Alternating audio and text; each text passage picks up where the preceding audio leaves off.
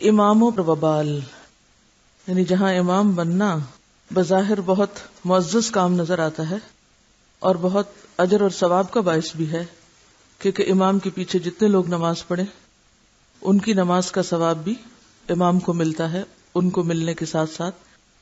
لیکن اگر امام غلطی کرتا ہے تو اس کی سزا یا اس کا وبال بھی بہت سخت ہے.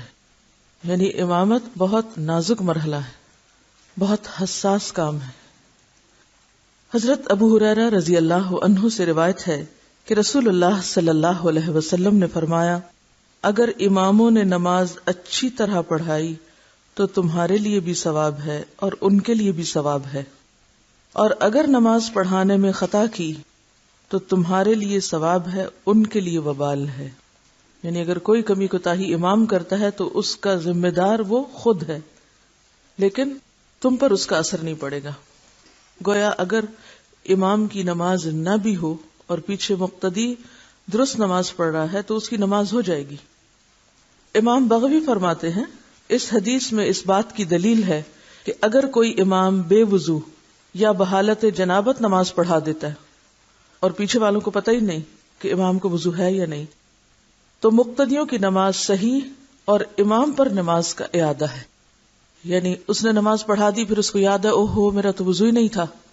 اب وہ ساری مسجد کو نہیں کہے گا کہ تم بھی دوبارہ نماز پڑھو، وہ تو باوضو تھے اور ان کی اپنی نیت اور نماز، ان کی نماز ہو گئی. ہاں امام وہ اپنی نماز دوبارہ لوٹائے گا، خواہ اس نے یہ فعل ارادتاً کیا ہو یعنی جان بوجھ کے، یا لا علمی کی بنیاد پر، اس کو خیال ہی نہیں تھا. نماز پڑھا کر امام مقتدیوں کی طرف منہ پھیرے، یعنی سلام پھیرنے کے بعد پیچھے کو پلٹ جائے، یعنی اپنے مقتدیوں کو دیکھے، ان کی طرف پیٹ کر کے نہ بیٹھا رہے.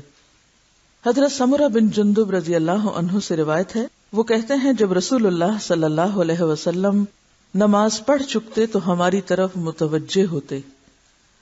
حضرت انس رضی اللہ عنہ روایت کرتے ہیں کہ رسول اللہ صلی اللہ علیہ وسلم اپنی داہنی طرف سے مڑتے تھے، یعنی جب پیچھے کو پلٹتے تو دائیں جانب سے گھومتے. حضرت عبداللہ بن مسعود کہتے ہیں کہ تم اپنی نماز میں سے صرف دائیں طرف سے پھر کر شیطان کا حصہ مقرر نہ کرو، تحقیق میں نے رسول اللہ صلی اللہ علیہ وسلم کو دیکھا کہ وہ اپنے بائیں طرف سے بھی پھرتے تھے. یعنی دونوں طرح سے جائز ہے، صرف ایک ہی چیز کو مقرر نہ کر لو. معلوم ہوا کہ امام کو پھرنے کے لیے صرف ایک طرف مقرر نہیں کر لینی چاہیے، بلکہ کبھی دائیں طرف سے پھرا کرے کبھی بائیں طرف سے، مگر اکثر دائیں طرف سے مڑنا چاہیے کیونکہ کوئی بھی کام دائیں طرف سے کیا جانا پسندیدہ ہے.